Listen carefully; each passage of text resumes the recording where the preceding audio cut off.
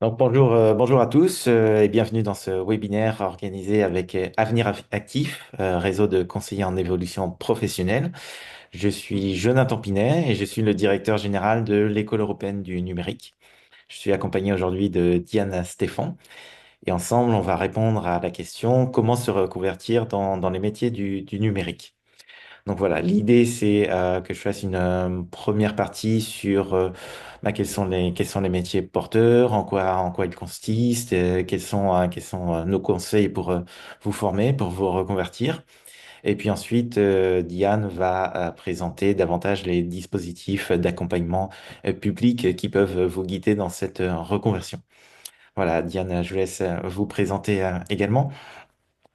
Merci Jonathan. Donc moi je suis Diane Stéphan, chargée de mission partenariat conseil en évolution professionnelle pour le CEP en Île-de-France précisément. Mon rôle c'est de promouvoir ce dispositif d'accompagnement qu'on abordera juste après que Jonathan aura présenté les métiers du numérique.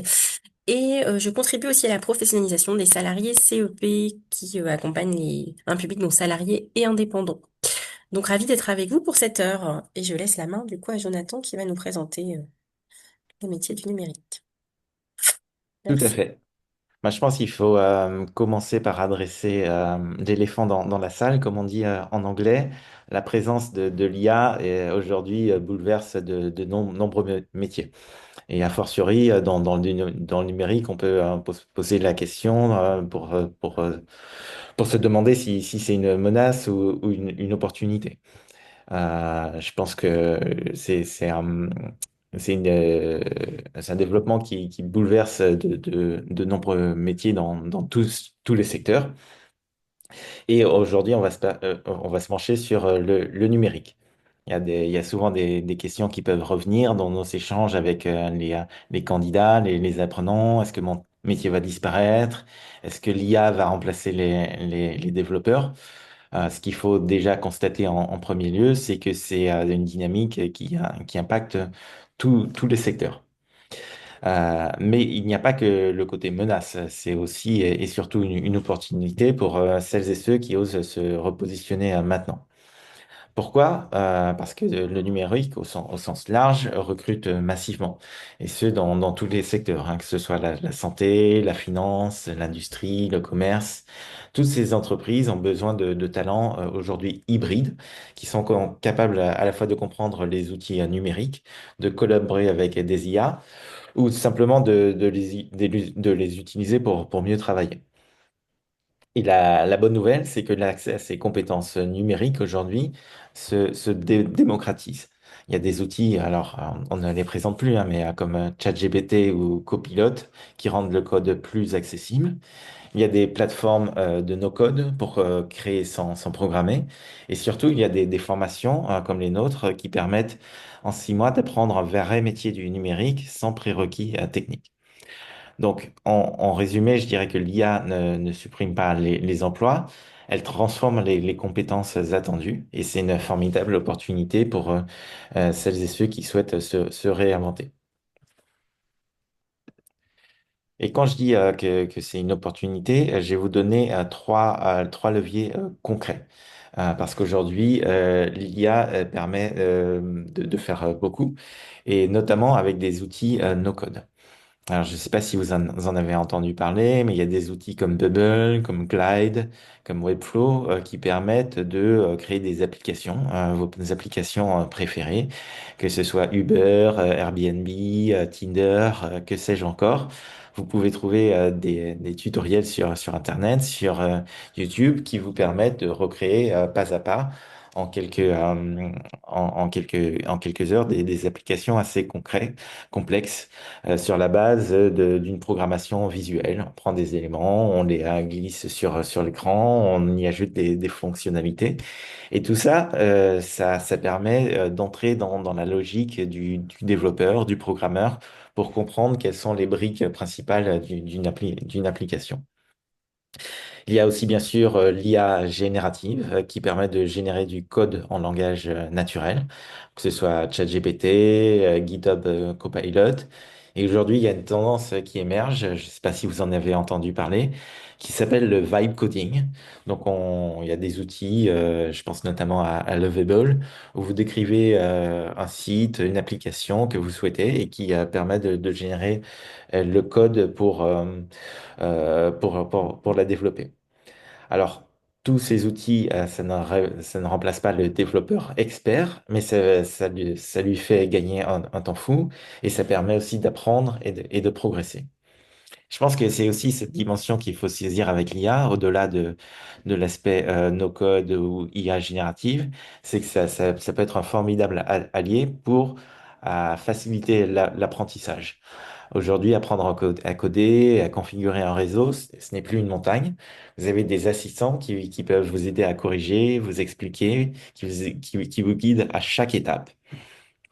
Moi-même, je ne suis pas développeur, mais quand je souhaite automatiser certaines tâches, certains workflows, des tâches répétitives, bah, j'utilise des outils comme Zapier, comme N8N, et je demande à ChatGPT de me générer le code qui me permet d'aller plus loin et de générer des fonctionnalités plus complexes.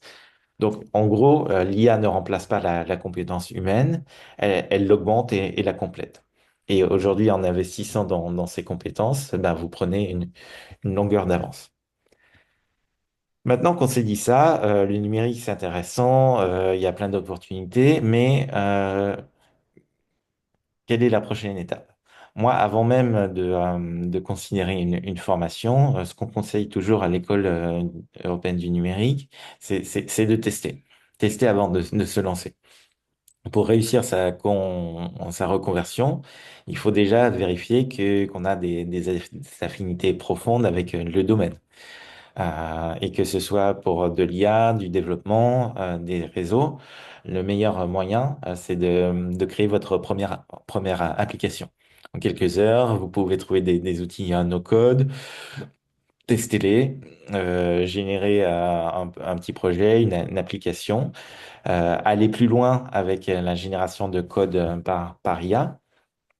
Ou suivez tout simplement une formation en ligne, hein. Il existe de nombreux cours gratuits en ligne qui vous permettent de saisir les fondamentaux, de comprendre les premiers blocs et de valider in fine que le développement, l'IA, les réseaux, ce sont des domaines qui vous plaisent et que vous avez envie d'y consacrer à votre carrière. Nous, on propose des formations longues de 6 mois. Donc, la pire chose qu'on souhaite éviter à la fois pour nous et pour vous, c'est que vous retrouviez au bout de 2 semaines à vous dire, mais en fait, le code, c'est pas pour moi, j'avais pas réalisé, et donc que vous souhaitiez abandonner la formation. Ça n'arrive pas chez nous, je vous rassure, mais c'est aussi parce que on est vraiment très regardant en amont pour nous assurer que les candidats qui nous rejoignent ont bien validé leur projet en amont. Très bien. Donc, une fois qu'on a découvert les outils, qu'on a un peu testé les premières lignes de code, manipulé une interface no-code, vient la question, vers quel métier se reconvertir? Alors, le numérique, c'est très vaste et je n'ai pas la prétention de vous présenter l'ensemble du panorama. Toutefois, j'aimerais vous présenter 3 parcours concrets qu'on propose à l'École européenne du numérique parce qu'ils recrutent massivement, qui proposent des salaires solides et qui sont accessibles à la reconversion. En premier lieu, il y a le métier incontournable de développeur web. Donc, le développeur web, c'est celui ou celle qui conçoit, qui fait évoluer des sites web, des applications métiers, des plateformes en ligne. Donc pour cela, il faut maîtriser des langages comme HTML, CSS, JavaScript ou encore des outils modernes comme React. Si vous ne comprenez pas de quoi je parle, c'est pas grave. Il y a plein de ressources en ligne qui vous les expliquent, mais ce sont des langages qui permettent d'interagir avec la machine, à la fois sur une logique qu'on appelle front-end, c'est-à-dire tout ce qui va être l'interface visuelle d'une application que vous allez retrouver sur un navigateur Internet, à quoi ressemble le site, comment il est structuré, comment on interagit avec lui. Et puis une logique back-end, c'est ce qu'on ne voit pas et qu'on retrouve à l'arrière avec des bases de données et des logiques de workflow qui permettent d'aller plus loin dans le site. Donc, par exemple, si je me connecte sur ma page LinkedIn, je vais avoir un fil d'actualité, je vais avoir une structure, je vais retrouver plein d'éléments visuels. Je vais aller consulter le profil de Diane. Et quand je consulte le profil de Diane, ça va envoyer une requête au serveur qui va chercher l'information sur son profil, sa photo de profil, ses expériences, ses compétences, etc. Et tout ça, ça va être des données qui vont être remontées au serveur pour les afficher dynamiquement sur la page. Donc c'est vraiment un métier passionnant, plein de potentialités et qui recrute sans cesse parce que tous les services, tous les secteurs aujourd'hui ont besoin de développer des applications, hein, que ce soit des PME en innovation ou des entreprises qui investissent beaucoup dans l'IA. En tant que débutant, on peut viser un salaire brut entre 38 000 et 42 000 euros. Et à mesure qu'on se spécialise, qu'on développe une expertise, on peut viser des salaires au-delà de 70 000 euros. Donc ça, c'est pour le métier de développeur web. Un second métier qui consiste à sécuriser les systèmes et les réseaux. On parle souvent de technicien ou d'administrateur réseau. Il est moins connu, peut-être un peu moins sexy que le développement ou l'IA, et pourtant c'est un métier absolument critique et indispensable. L'administrateur réseau, c'est celui qui fait tourner l'infrastructure informatique, que ce soit pour les serveurs, les connexions, la disponibilité des outils, la cybersécurité. C'est autant d'applications et de domaines qui sont absolument critiques et sensibles et pour lesquels on a besoin de professionnels qualifiés pour à la fois entretenir, sécuriser ces réseaux, mais aussi assister les utilisateurs dans leur dépannage et leurs problématiques. Et aujourd'hui, on en a de plus en plus besoin avec le développement du télétravail, le développement du cloud et les menaces cyber de tout genre qui créent continuellement des demandes pour des profils qualifiés. Donc, en termes de salaire, on peut débuter entre 35 et 45 000 euros en début de carrière et on peut monter à 65, 75 et plus une fois qu'on gagne de l'expérience et de la maturité professionnelle. Donc, c'est vraiment un métier idéal pour celles et ceux qui aiment la logique, la rigueur et les défis techniques. Et enfin, le domaine qui n'échappe à personne, c'est celui de l'IA. L'IA, c'est un domaine, encore une fois, extrêmement vaste et ça ne se résume pas à ChatGPT ou aux IA génératives. C'est un ensemble de solutions qui peuvent proposer des chatbots, de l'automatisation intelligente, de l'analyse de documents, et de l'intégration. Et donc, on a besoin aujourd'hui de développeurs qui intègrent toutes ces solutions IA dans les systèmes d'information des entreprises, dans les applications, pour les aider à gagner en productivité et en efficacité. Et que ce soit la relation client, la logistique, la finance, je suis sûr que vous pouvez imaginer tout un cas d'usage pour l'IA dans ces domaines. Et là encore, il y a toute une gamme de salaires qui peuvent être attractifs en début, en milieu et en fin de carrière. Donc, en résumé, c'est trois métiers qui ont plusieurs points communs. Ce sont des métiers qui sont accessibles après une formation intensive. Donc, chez nous, on démarre avec des profils débutants et en l'espace de 6 mois, on se forme pour obtenir les compétences indispensables pour évoluer dans ces métiers. Et ça ouvre à des carrières bien rémunérées. J'insiste vraiment sur l'accessibilité. Nous, c'est vraiment un cœur de mission à l'École européenne du numérique. On souhaite démocratiser l'accès à la technique, au numérique. Et on peut souvent faire face à des biais ou des fausses pensées limitantes, comme quoi bah, pour être un développeur, il faut être bon en maths, il faut être geek, il faut avoir fait une école ingénieur. Euh, pour moi, je vous le dis très simplement, tout ça, c'est faux. Chez nous, la majorité des apprenants n'ont pas de bagage technique au départ. Ils peuvent venir de la vente, de la logistique, du secrétariat, de l'hôtellerie. Euh, Ce qu'ils ont tous en commun, c'est l'envie d'apprendre et une forte motivation à changer de voie. Donc nous, ce qu'on propose, c'est un programme pour débutants avec une progression structurée, des exercices pratiques, des projets pour gagner progressivement en confiance et un accompagnement avec des formateurs humains, bah, des experts dans la technique et dans leur domaine, mais qui sont également experts dans la pédagogie pour transmettre. En termes d'approche pédagogique, on propose des formats entièrement à distance. Et à distance, j'entends des classes virtuelles sur Zoom, accessibles partout en France, avec une équipe de formateurs qui dispensent à la fois des cours théoriques le matin pour bien saisir les fondamentaux et des exercices pratiques l'après-midi pour mettre en pratique rapidement. C'est 6 mois. 6 mois, je vous cache pas que c'est intensif, c'est à temps plein. Donc, on est vraiment en immersion totale. Et comme apprendre une langue, bah, c'est l'immersion qui accélère les résultats. Donc voilà, nous, en résumé, c'est pas une formation pour consommer du contenu, c'est vraiment une expérience pour transformer sa carrière et avoir des résultats concrets. Maintenant, une fois qu'on s'est dit ça, ça peut être intéressant de tester des outils, de tester des formations gratuites, d'échanger avec nous.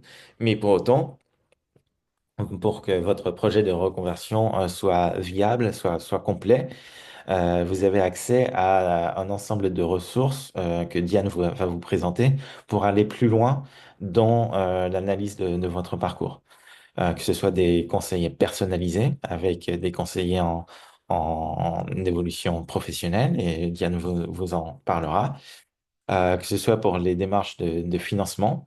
Il existe aujourd'hui de nombreux dispositifs en fonction de votre situation professionnelle qui permettent de vous financer pour évoluer ensuite dans un programme de formation avec pour objectif l'employabilité, donc pour évoluer dans un secteur qui recrute.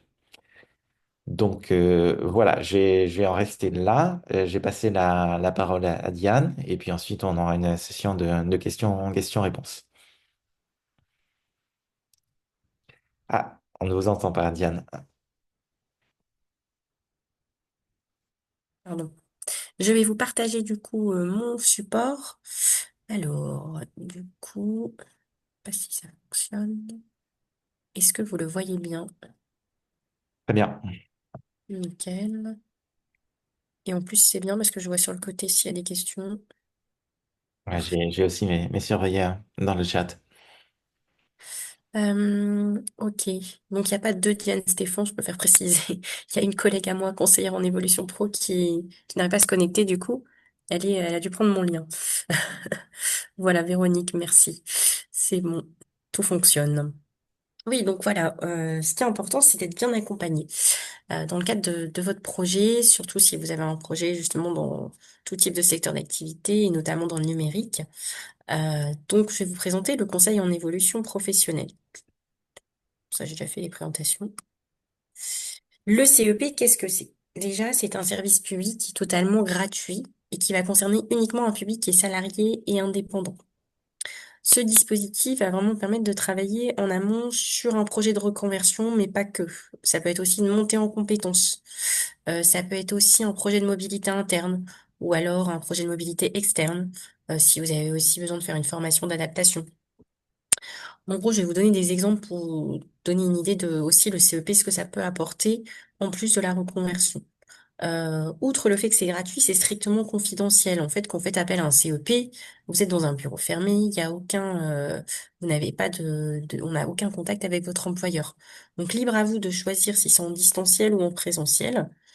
Sachez également que dans nos entretiens, on y met un point d'honneur, mais on a ce rapport de neutralité, dans le sens où on n'a aucun jugement de valeur à porter par rapport à votre situation personnelle et professionnelle. On est aussi facilement accessible, que vous soyez à Lille, que vous soyez à Marseille, que vous soyez même dans les Droms, vous pourrez toujours trouver un conseiller en évolution professionnelle. L'impartialité, justement, c'est se dire que dans nos métiers, on va être là pour vous apporter tous les outils nécessaires, tous les éclairages. Mais en aucun cas, voilà, on va privilégier tel organisme de formation plutôt qu'un autre. Voilà, nous, on veut vraiment que vous soyez décisionnaire et maître de votre projet. On veut s'assurer que votre projet soit vraiment réaliste et réalisable. Euh, pour un petit rappel sur Avenir Actif, sachez que nous, donc, on va vraiment accompagner un public salarié indépendant. Donc ça va être les intermittents, les saisonniers et les intérimaires également. Et dans les indépendants, ça va regrouper plutôt les micro-entrepreneurs, les artisans, les commerçants et les personnes en profession libérale. Sachez qu'il n'y a pas que nous qui délivrons le CEP. Il y a également France Travail pour les demandeurs d'emploi, les missions locales pour les jeunes de moins de 26 ans, les Cap Emploi pour les personnes en situation de handicap et la PEC pour les jeunes diplômés et les cadres. Donc ça, c'est important de se dire qu'il n'y a pas que Avenir Actif qui délivre le conseil en évolution professionnelle. Donc même si aujourd'hui, parmi l'Assemblée, il y a des personnes qui sont demandeurs d'emploi, il n'y a pas de souci, elles pourront être accompagnées dans le cadre du CEP par France Travail. Notre public, en fait, on peut aussi accompagner des personnes qui sont contractuelles de la fonction publique. Donc des personnes, vous savez, qui travaillent par exemple en mairie, donc qui ne sont pas fonctionnaires exclusivement, ou alors en hôpitaux privés. En gros, la personne, il faut qu'elle soit salariée, qu'elle ait un statut aussi d'apprenti, d'alternant. On prend systématiquement aussi les personnes en charge. On prend aussi les personnes en charge qui travaillent même à temps partiel. Donc ça aussi, c'est important de le savoir. Une personne même qui travaille une seule journée peut nous appeler le jour où elle travaille, même si le lendemain, elle est demandeur d'emploi. C'est le jour où elle nous aura appelé qu'elle sera salariée, on prendra en compte son statut. Et donc, elle pourra rentrer dans l'accompagnement CEP. Dans les atouts du CEP, ce qui va être intéressant, c'est pour vous donner une idée, pourquoi je pourrais faire appel au CEP, hormis par rapport à un projet de reconversion. Si j'ai envie de me reconvertir vers les métiers du numérique, je pourrais utiliser le CEP à quelle occasion? Ben, je peux aussi utiliser le CEP si j'ai envie de faire prévaloir, je sais pas, par exemple, je suis pas très à l'aise, par exemple, me former. Si je sais pas comment me former sur un logiciel type ou tel que l'IA, par exemple, je peux très bien en parler avec un conseiller en évolution pro et voir avec justement avec le conseiller qu'est-ce qui pourrait être à même d'être intéressant par rapport à votre profil. Donc ça, c'est toujours intéressant. Voilà, moi, je vous ai mis là, se former. Mais après, il y a également la possibilité de mieux dialoguer avec son employeur. Ça va être plutôt travailler les entretiens pro. Donc, si vous n'êtes pas à l'aise avec cet exercice, nous, on peut vous aider. Pour des personnes qui veulent prendre du recul sur leur situation, par exemple, qui ne savent plus où est-ce qu'ils en sont, peut-être qu'ils veulent changer de métier, et pourquoi pas s'orienter vers les métiers du numérique, ça peut aussi les aider et prendre du recul sur leur situation et se dire, ah bah finalement, je pense que là, il faut que je passe à cette étape-là et m'orienter vers ces métiers-là. Ensuite, je peux également avoir juste la curiosité de m'informer sur les opportunités actuelles. Et donc, le conseiller sera à même de vous aider. Soit j'ai un projet de mobilité interne et je sais pas du tout comment m'y prendre par rapport à un poste qui me convient en entreprise et comment je peux m'y prendre. Et donc, le CEP pourra aussi vous accompagner. On pourra aussi vous aider à valoriser vos compétences et vos expériences. On sait tous que parler de soi, c'est ce qui est le plus difficile, en fait, savoir se mettre en avant.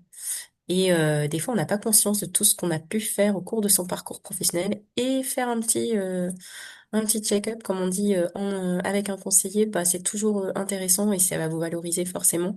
Et de se dire aujourd'hui, voilà ce que j'ai pu acquérir comme compétences, qu'est-ce qui me manque aujourd'hui peut-être pour faire autre chose. Voilà, c'est vraiment faire le point. Je peux aussi avoir l'envie de créer mon entreprise. Pourquoi pas dans les métiers du numérique également. Et ben, nous, on pourra vous aider aussi à vous donner toute la méthodologie. Donc ça pourrait être aussi intéressant. Donc changer de métier ou de secteur, ça c'est clair, on est là aussi pour vous accompagner. Et si vous souhaitez trouver un nouvel emploi également. Voilà au niveau de l'offre de service pour les salariés de manière générale, mais c'est une liste non exhaustive, hein. Il peut y en avoir plein d'autres. Comment ça marche? L'accompagnement, donc vous avez un numéro vert et vous avez un site www.avenir-actif.org. Quand vous appelez le numéro vert, vous allez tomber sur un chargé d'information. On appelle ça l'aiguillage. La personne va vous orienter vers le bon interlocuteur d'Avenir Actif.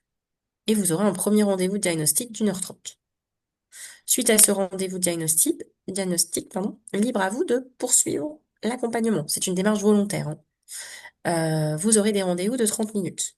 Puis ensuite, il y aura des ateliers, des webinaires thématiques qu'on pourra vous proposer. Dans les dispositifs qui sont mobilisables, est-ce que ça va? Je vais pas trop vite. Je suis dans C'est tout les bon. temps. Oui. Alors, du coup, ça, c'est la première chose qu'on va vous poser en entretien. C'est hyper important de savoir, est-ce que vous avez créé votre compte personnel de formation? Vous savez tous que chacun, on a un droit à la formation. Et donc, comment il est alimenté? C'est à hauteur de 500 euros par année civile, dans la limite d'un plafond de 5 000 euros. Vous avez aussi la possibilité d'avoir un abondement de 300 euros en plus si vous avez une reconnaissance RQTH ou si vous êtes peu ou pas diplômé. Donc, on passe à 800 euros dans la limite d'un plafond de 8 000 euros. En fait, donc le CPF va vraiment vous aider à financer des formations qualifiantes, diplômantes, faire aussi utiliser la VAE.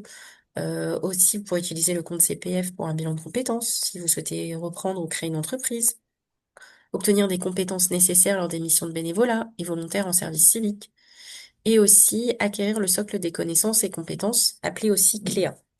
Donc ça, c'est un dispositif qui permet de valoriser, de revoir en fait par des tests psychotechniques les savoirs de base. Et donc voilà, c'est plus pour les personnes qui sont peu ou pas diplômées. Aujourd'hui, il faut quand même savoir qu'il y a une nouvelle loi depuis le 2 mai 2024 et il y a eu une revalorisation au 1er janvier 2025. Il reste à votre charge 102,23 €. Peu importe le montant de la formation. Même si vous avez 5 000 € et que la formation coûte 2 000 €, vous devez payer ces 102,23 €. Sauf conditions particulières si vous êtes demandeur d'emploi, si la formation fait l'objet d'un abondement, si vous avez un compte professionnel de prévention et si vous êtes victime d'une incapacité permanente égale ou supérieure à 10% aux maladies pro. À noter quand même qu'il y a dans certains cas, les 102,23 € peuvent être pris en charge pour un salarié, par l'entreprise et par le co. Ça, c'est les cas particuliers. Est-ce que ça va? Il n'y a toujours pas de questions? C'est tout bon. Donc, vous avez également la VAE, la validation des acquis et de l'expérience aussi, qui peut être éligible au CPF. Et donc, vous pourrez aussi l'aborder lors d'un rendez-vous avec un conseiller CEP. Donc, la VAE a énormément évolué. Maintenant, on peut obtenir une certification uniquement avec son expérience. Mais attention de bien mettre en cohérence sa certification avec son niveau de responsabilité. N'oubliez pas que la VAE, c'est un mémoire, hein. Ce mémoire, il doit être étoffé. Il faut qu'il y ait un maximum de matière. Et donc, ce mémoire, après, doit être présenté devant un jury. Il faut aussi se dire, ce qui va être intéressant sur la VAE, c'est que ça va vraiment permettre d'accéder à une formation d'un niveau supérieur ou de s'inscrire à un concours d'entrée. Ça peut vous permettre de changer d'emploi et ça peut vous permettre aussi d'évoluer professionnellement. Vous avez un site qui est intéressant, c'est vae.gouv.fr. Vous pourrez trouver toutes les informations justement sur le dispositif VAE. Sachez qu'on a également le bilan de compétences qui est éligible au CPF, qui va vraiment permettre une analyse très fine de vos compétences personnelles et professionnelles. Sachez qu'on recommande de manière générale de passer par un CEP avant de partir sur un bilan de compétences. Pourquoi? Parce que en fait, le bilan de compétences n'est pas forcément pertinent pour tout le monde. Et le fait d'en parler avec une personne extérieure, un conseiller CEP, va permettre de voir si oui ou non c'est pertinent de partir tout de suite sur un bilan de compétences. Donc, vous pourrez utiliser le bilan de compétences comme un instrument de négociation pour un emploi, une formation ou une évolution de carrière. Le bilan de compétences, c'est pas forcément un changement de métier. Il faut se dire que le bilan de compétences peut aussi confirmer que vous êtes fait pour le métier que vous exercez. C'est important de se dire que le bilan de compétences ne va pas forcément déboucher sur un autre métier. Ça peut, bien sûr, ça peut arriver, mais pas systématiquement. On a le projet de transition professionnelle pour les personnes qui sont salariées du secteur privé en CDI et en CDD et les intérimaires. Et là, ça va vraiment permettre de financer une formation qui est longue. Donc, c'est une formation de reconversion totale en vue de changer de métier. Donc, c'est une formation qui est certifiante, qui est inscrite au RNCP, Calliope, et la plupart de ces formations se déroulent pendant le temps de travail, vu qu'il va falloir demander une autorisation d'absence auprès de votre employeur. Vous êtes salarié pour le PTP, hein. Alors, je rappelle, le PTP, c'est ce qui remplace le CIF, le congé individuel de formation pour ceux qui l'ont peut-être connu. Et Transition Pro a changé son nom, c'était FONGECIF avant. Donc, il faudra faire une demande d'autorisation à votre employeur, bien sûr, et 4 mois avant auprès de votre employeur aussi, pour la demande de formation, et 3 mois auprès de Transition Pro. Et 1 mois avant le démarrage de la formation, vous avez un retour de Transition Pro. En fait, j'ai envie de dire, ce projet-là, le PTP, c'est de l'anticipation. Au plus tôt vous le faites, c'est-à-dire moi, je dis au moins 6 mois avant le début de la formation, pour s'assurer que votre projet soit vraiment OK et qu'on ait pensé à toutes les étapes et que vous ayez fait votre immersion, vos enquêtes métiers. Ça, c'est vraiment impératif, c'est indispensable pour valider un projet. Donc les enquêtes métiers, donc c'est les interviews auprès de professionnels et l'immersion, c'est la période de mise en situation au milieu professionnel pour aller sur le terrain et aller faire un stage pour découvrir et confirmer votre projet. On a un autre dispositif qui est encore pas très connu, qui s'appelle la démission reconversion. Il existe quand même depuis le 1er novembre 2019, mais il n'est pas toujours mis en œuvre. Et donc, enfin, en tout cas, on n'en voit pas non plus énormément dans nos accompagnements. C'est plutôt du PTP. Voilà, qu'on se le dise, c'est plutôt le PTP qui est privilégié. Et donc, les salariés ont la possibilité de démissionner tout en ayant droit à l'ARE. Ils peuvent être aidés à se lancer soit dans un projet formation ou un projet création d'entreprise. On ne démissionne jamais sans avoir eu un premier rendez-vous avec un conseiller CEP et avoir vérifié qu'on l'éligibilité des 5 ans d'ancienneté continue. Vous avez toutes les informations sur démission-reconversion.gouv.fr. Donc, ce dispositif-là est intéressant vu que vous savez bien tous que quand on démissionne, on ne touche pas les ARE. Bah là, si vous avez un projet qui est concret, qui est clair, limpide, c'est un projet formation et création d'entreprise, vous pourrez démissionner tout en touchant l'ARE. Il y a quand même Transition Pro qui met son grain de sel, c'est normal. Il va examiner et attester le caractère réel et sérieux du projet afin d'émettre un avis. Donc il y a quand même cette condition-là aussi. Et il y a France Travail qui va bien sûr définir l'allocation chômage après vérification de l'éligibilité du bénéficiaire. Donc ça, c'est tous les aspects de comment on valide un projet, soit projet formation, projet création d'entreprise. Je ne vais pas revenir dans les détails. Comment nous contacter? Donc vous voyez, par rapport à la région où vous êtes, chaque région a son numéro vert. La Normandie, la Bretagne, Pays de la Loire, Île-de-France, Centre-Val de Loire, Hauts-de-France. Alors que pour les autres régions, Auvergne-Rhône-Alpes, tout est regroupé en un numéro unique. Bourgogne-Franche-Comté, Grand Est, Nouvelle-Aquitaine, Occitanie, PACA et Corse. Donc, vous pourrez retrouver donc, tous ces numéros-là. Vous pouvez aller sur www.avenir-actif.org. Vous allez retrouver aussi tous les numéros. J'ai fait une slide plutôt dédiée aux Franciliens, c'est vrai parce que je viens de l'Île-de-France, mais là j'ai vu qu'il y avait quand même aussi bien des Franciliens que des personnes de tout horizon. Nous, on a une particularité en Île-de-France, c'est vrai qu'il faut quand même la préciser. On a donc 58 sites. Ça, c'est pas la particularité, c'est surtout le fait qu'on ait un truck. On a un camion qui se déplace dans toute l'Île-de-France, qui nous permet de délivrer de l'information sur le CEP. Donc le truck, il peut être proche des zones commerciales, il peut être proche des mairies, et il peut intervenir aussi en entreprise. Sachez que nos horaires d'ouverture sont assez flexibles vu qu'on a un public salarié et indépendant. On en est ouvert du lundi au vendredi de 8h à 19h30 et le samedi de 9h à 13h selon certains sites. Voilà au niveau en tout cas, de comment nous contacter. Alors moi, ce que j'ai envie de dire, en fait, c'est qu'en définitive, outre le fait que ce soit gratuit, que ce soit confidentiel, c'est important que vous soyez bien accompagné dans l'élaboration de votre projet et se dire que le CEP vraiment va vous éclaircir, en tout cas au maximum, et de se dire qu'on a l'appui d'un professionnel pour co-construire votre projet, vous aider à prendre du recul aussi. Et puis, si vraiment vous êtes intéressé par les métiers du numérique et que vous avez besoin d'être accompagné, j'ai envie de dire banco, faut venir nous voir euh, pour justement aujourd'hui que vous ayez un dossier qui soit bien construit.